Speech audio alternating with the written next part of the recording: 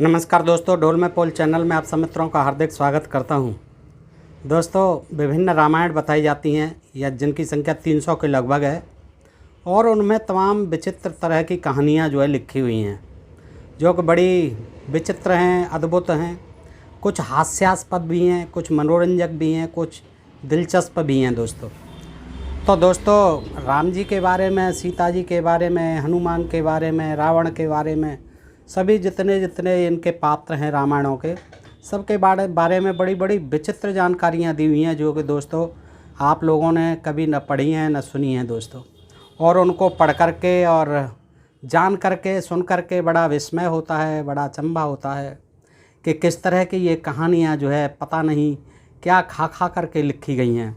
तो दोस्तों, आज की ऐसी ही कहानी है। इस कहानी में आपको एक बड़ा ही विचित्र प्रसंग मिलेगा, जैसा कि आपने थंबनेल में भी देखा है कि दोस्तों जो है, एक बार सीता जी जो है रजस्वला हो गई हैं और वो गंगा स्नान करने के लिए, सरयू स्नान करने के लिए तंबू डेरा डाल के पड़े हुए हैं। चैत्र मास में नवमी के दिन रामचंद्र जी वहीं तंबू डेरा में जो है वो रजस्वला हो गई हैं। और उसी समय जो है कुछ काम पीड़ित देवों की पत्नी, देवताओं की पत्नियां जो है राम जी के पास आ जाती हैं और उनसे जो है अपना प्रेम आलाप करने के लिए तमाम जो है उन्होंने विनय करती हैं। फिर उनको रामचंद्र जी किस तरह समझाते हैं। और इसके साथ ही इसमें एक कहानी और भी है कि जो आपको पता होना चाहिए। कहते हैं कि पहले जो है वर्ण व्यवस्था थी, कहीं जाति व्यवस्था दूर दूर तक नहीं थी। लेकिन दोस्तों, इस आनंद रामायण में ये आपको पढ़ने से विदित होगा कि जो आजकल ब्राह्मणों के सरनेम हैं शर्मा आदि, वो तब भी ब्राह्मण थे शर्मा नाम के, सतयुग में भी। और ये जो है सतयुग का अंत हो रहा था, त्रेता लगने वाला था। उस समय जो है एक देव शर्मा नाम के एक ब्राह्मण रहते थे, उनकी पुत्री थी। और उनकी पुत्री का राम से किस तरह से मिलन होता है, वो राम से क्या चाहती है। तो दोस्तों, ये बड़ी विचित्र कहानी है। गुणवती उसका नाम होता है। और कुछ देवांगनाएं जो आती हैं, उनको राम जी किस तरह से समझाते हैं। तो दोस्तों, बड़ा अद्भुत और विचित्र प्रसंग है, आप देखिएगा। और आपसे अनुरोध करता हूं कि इस वीडियो को पूरा देखें, तब आप समझ पाएंगे कि हमारी रामायणों में किस तरह से राम और लक्ष्मण, सीता आदि के बारे में क्या क्या विचित्र बातें लिखी हुई हैं दोस्तों। तो ये देखिएगा, आज जो है मैं आपको सुनाता हूँ। ये है आनंद रामायण है दोस्तों। और आनंद रामायण जो है ये भी बड़ी प्राचीन बताई जाती है, वाल्मीकि ऋषि की लिखी हुई बताई जाती है। इसमें से मैं पढ़ता हूँ। विलास कांड है और विलास कांड में ये आनंद रामायण में ये जो है बड़ा गूढ़ प्रसंग दिया हुआ है। इसको सुन लीजिए कि एक समय श्री रामचंद्र जी के दर्शनार्थ तथा चैत्र रामनवमी के स्नान के लिए श्री वेद व्यास जी अपने शिष्यों सहित अयोध्या में पधारे। अच्छा, वेद व्यास जी देखिए त्रेता युग में भी आ गए, जबकि वो पैदा हुए महाभारत काल में, द्वापर युग में श्री कृष्ण जी के साथ। लेकिन यहाँ जो है देखिए आनंद रामायण कहती है कि वो जो है रामचंद्र जी के भी समय में भी थे। तो वेद व्यास जी आ जाते हैं वहाँ।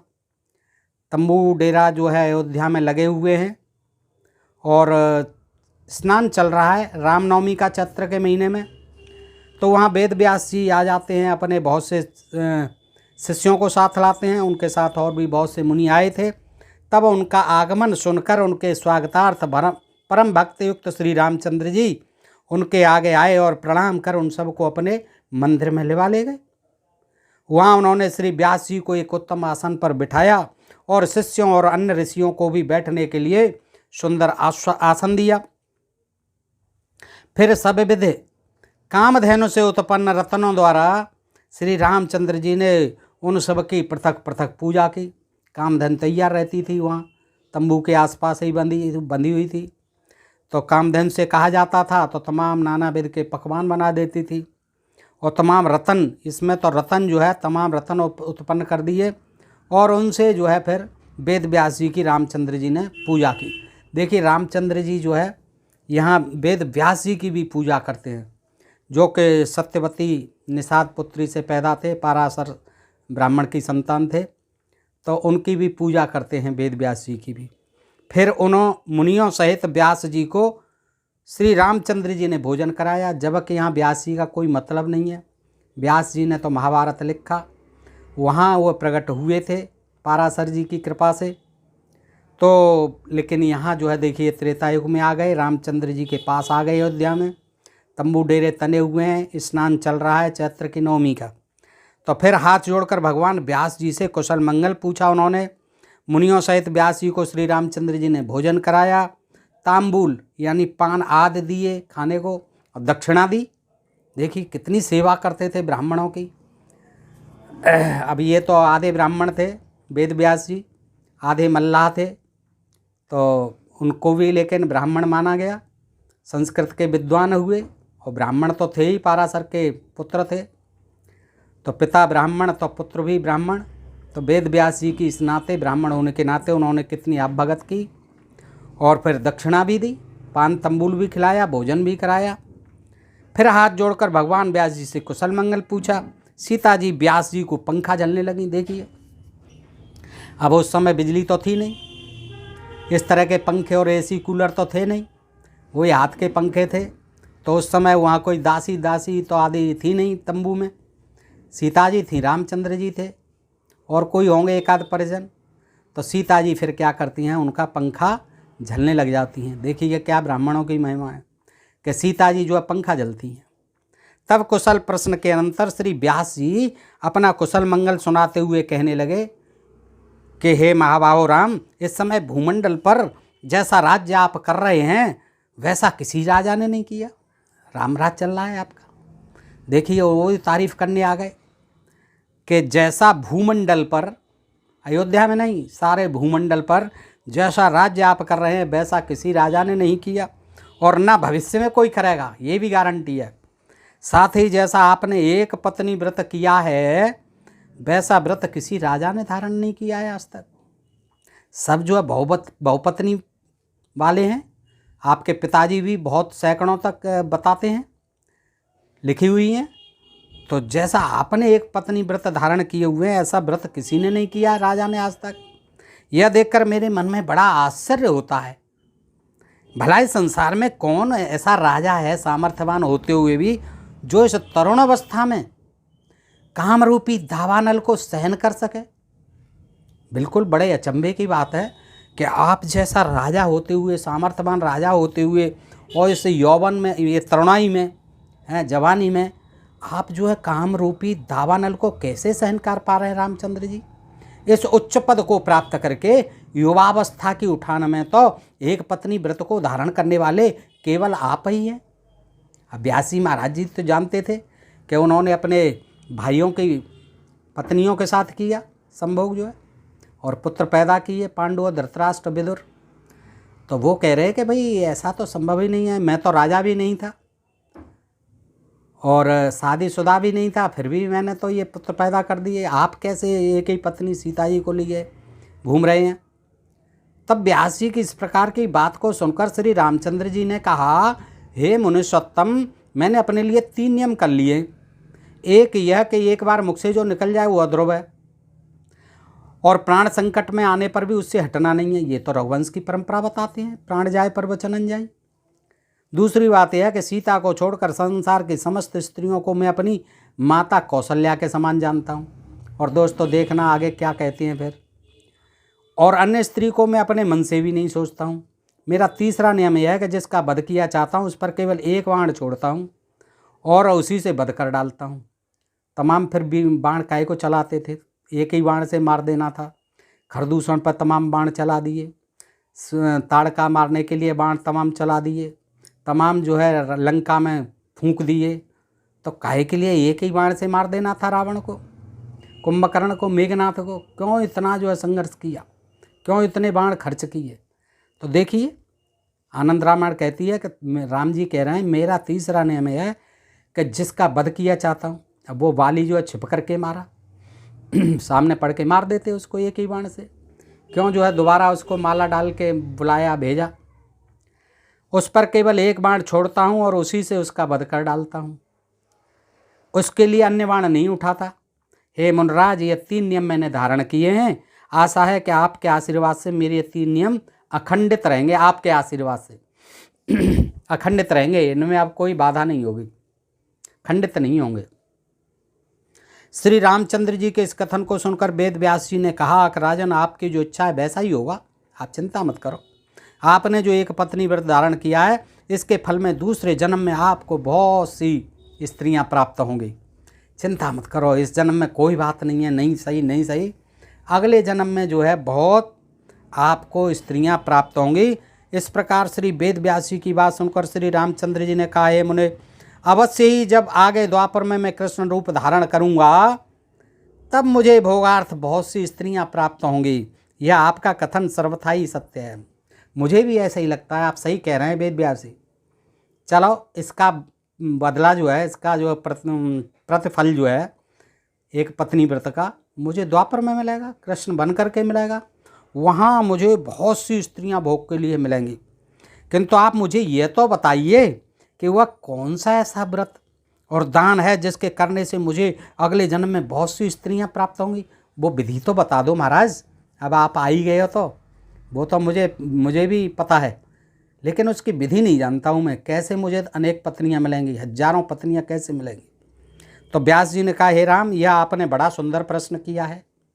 मैं तुम्हें वह दान बतलाता हूँ। यद्यपि इस एक नारी व्रत से ही तुम्हें बहुत सी स्त्रियाँ प्राप्त होंगी, यही बहुत है, पर्याप्त है, लेकिन फिर भी और ज़्यादा चाहते हो तो सुनो। तथापि उस दान को भी मैं तुम्हें बतलाता हूँ। अब तुम सीता के समान भार वाली सुवर्ण की एक मूर्ति बनवाओ। क्यों बनवाओ? जब सीता जी हैं ही तो फिर मूर्ति क्यों बनवाओ? ये मूर्ति पूजा ऐसे ही चला दी इन्होंने। तो कि सोने की मूर्ति बनवाओ, सीता के वजन की बराबर, तुलवाओ पहले सीता को, और सोने की मूर्ति बनवाओ। उसी प्रकार की 16 मूर्तियाँ तुम और भी तैयार करा लो। 16 मूर्तियाँ और तैयार कराओ। देखिए कितना सोना जो है। क्या आ गए वेद व्यास जी, द्वारका में ही रहते, क्या नई बातें बताने आ गए। सबरे राजकोष का सोना जो है सोने की सीता की मूर्तियों में ही चला जाएगा।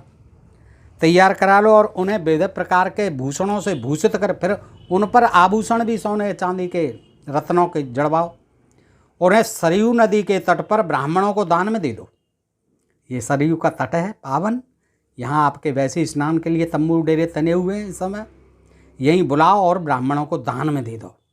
इस प्रकार के दान से तुम अगले जन्म में बहुत सी स्त्रियों को पाओगे। क्या देखो विचित्र प्रश्न सुना दिया, साधन जो है। रामचंद्र जी ने इसे स्वीकार किया, समझ में आ गई रामचंद्र जी की में। उन्होंने सीता की 16 मूर्तियां बनवाई और उन्हें सरयू नदी के तट पर जाकर ब्राह्मणों को दान में दे दी।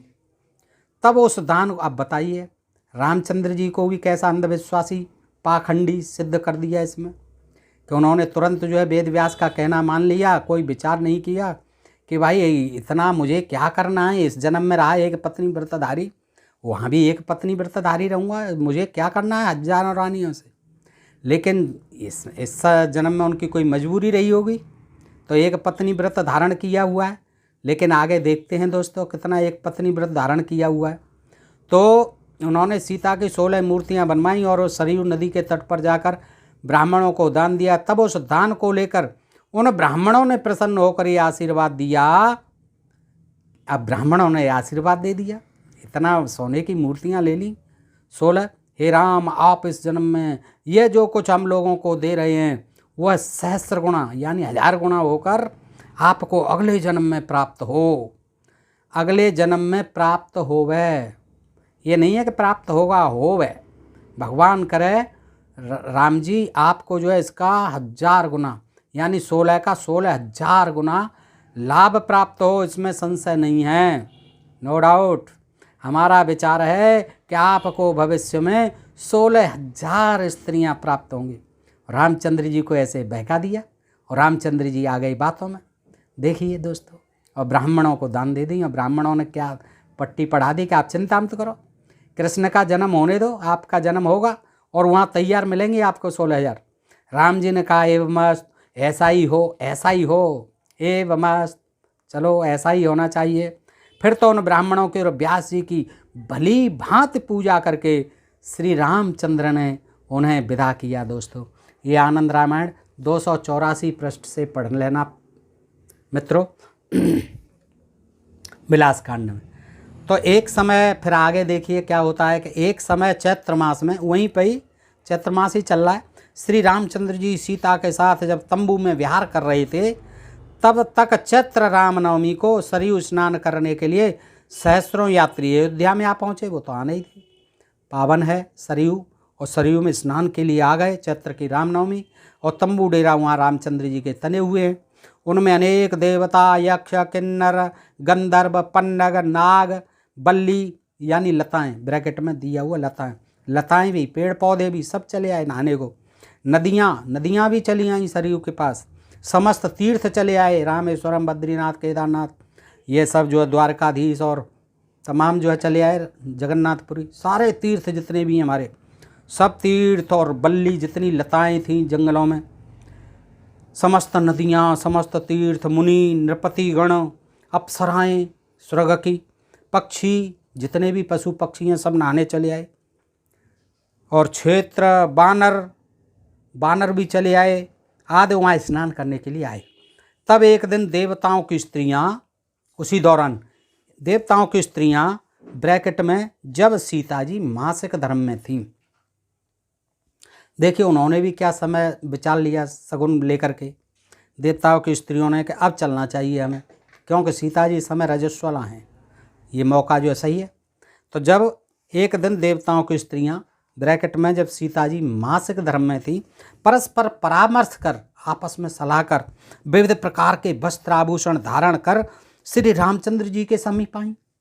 वे सब की सब श्री रामचंद्र जी के सौंदर्य को देखकर उन्मत्त सी हो गई थी, पागल हो गई सभी उनके सौंदर्य को, रूप रंग को देख करके। देवताओं की पत्नियां, उन्हें देखकर रक्षकों ने पूछा, जो गार्ड थे तंबू के इर्द गिर्द, तुम लोग कौन हो और इस अर्धरात्रि के समय, आधी रात्रि के समय यहाँ क्यों आई हो भाई? गार्ड पूछने लगे, प्रहरी चौकीदार, कि भाई आप इस समय अर्धरात्रि में यहाँ क्या करने आई हो, आखिर कौन हो आप?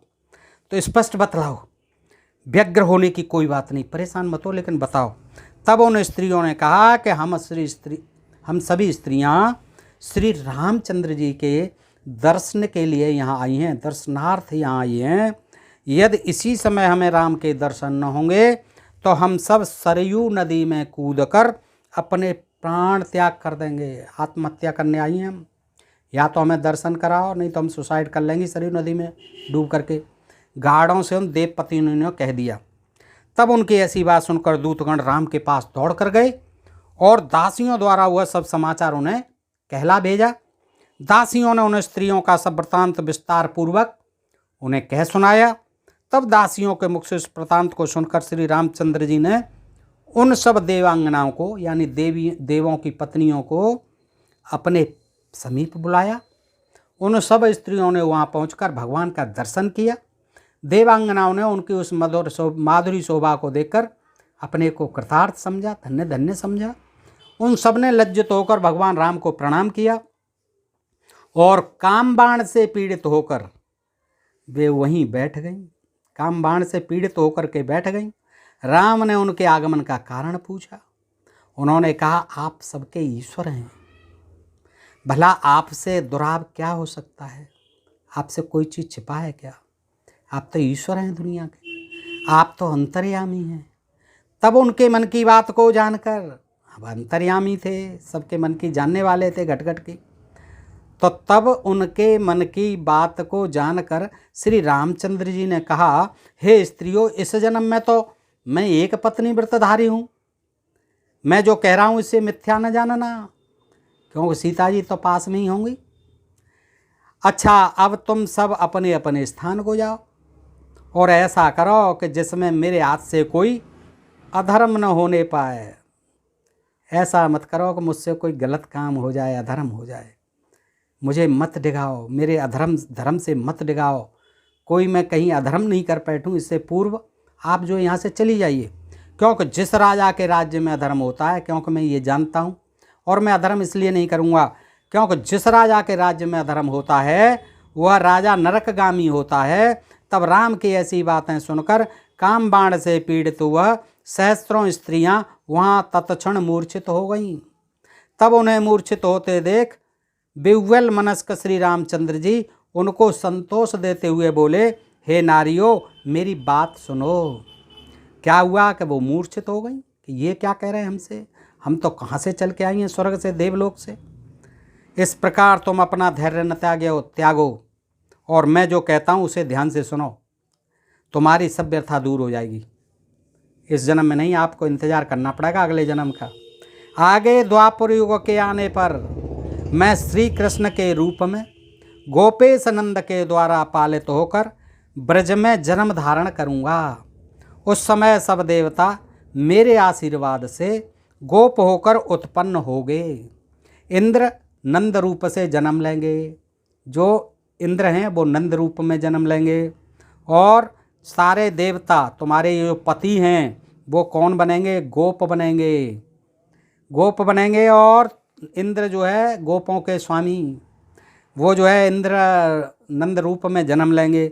तुम सब उन गोपालों की गोपियाँ होगी। देखिए, उन गोपालों की गोपियाँ होगी तुम, ऐसा नहीं है कि मेरी लिए बैठी रहोगी, गोपालों की गोपियाँ होगी। उस समय मैं तुम सबकी मनोकामनाएं पूर्ण करूँगा। अब नहीं करूँगा, अगले जन्म में करूँगा, द्वापर में करूँगा, जब श्री कृष्ण जी का जन्म लूँगा। और तुम जो है हमारे सारे देवता जो है तुम्हारे जो आज पति हैं वो गोपाल बनेंगे, तुम गोपाली बनेंगी, उनकी पत्नियाँ।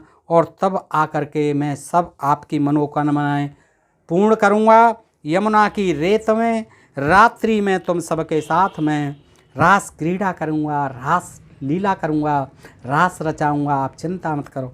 अब तुम लोग प्रसन्न होकर अपने अपने स्थान को जाओ भैया, जहाँ से आई हो वहीं जाओ। तब राम के इस वचन अमृत को सुनकर उन स्त्रियों में प्राण आया, को सांत्वना मिली कि चलो कोई बात नहीं, थोड़े दिन और इंतजार करते हैं अगले जन्म तक।